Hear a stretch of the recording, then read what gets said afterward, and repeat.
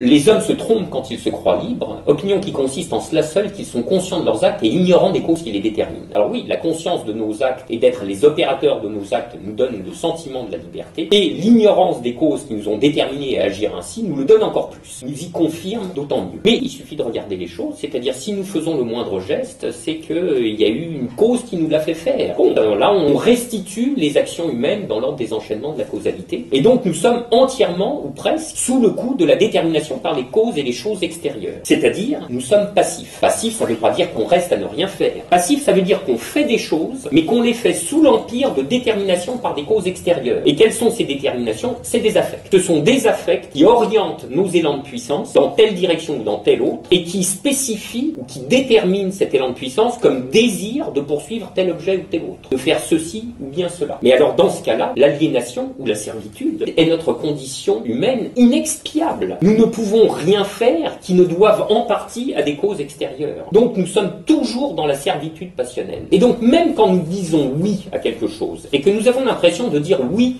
de tout notre cœur, mais nous n'échappons pas à la servitude passionnelle pour autant, car ce oui ne tombe pas de nulle part. Si nous disons oui, c'est que nous avons été déterminés à dire oui. Alors déterminés par plein de choses, par ce qui nous arrive à l'instant, mais également par toute notre trajectoire socio-biographique, qui a façonné notre complexion affective, notre complexion passionnelle, nous a donné le goût de ceci et le dégoût de cela, de sorte que lorsque ceci nous est proposé, nous disons oui, et lorsque c'est cela, nous disons non, avec l'intention, alors là, dire non, vous voyez, le geste de la rébellion, le geste de la liberté, mais pas du tout. Ça n'est jamais que la servitude passionnelle qui continue de jouer dans une direction ou bien dans une autre. Alors évidemment, c'est quelque chose qui semble un peu déprimant en première instance et qui décourage toutes les illusions lyriques de la liberté. Si vous voulez, c'est un petit mauvais moment à passer, mais finalement, ça n'est pas grand-chose. Sachant d'ailleurs que nous demeurons de toute manière dans l'ignorance des causes qui nous déterminent. Au moment où nous faisons des choix existentiels, nous avons l'impression d'être libres. Alors si on les considère avec quelques années de recul, on s'aperçoit de tout ce qui a produit le déclic qui nous a fait bifurquer. Cette illusion de liberté, ça n'était qu'une illusion, et puis la bifurcation a été prise quand même, et c'était bien. Mais on n'a pas besoin de se raconter des salades. Alors, pour ce qui est de l'aliénation, en effet, finalement, nous sommes tous aliénés. Nous sommes tous dans la servitude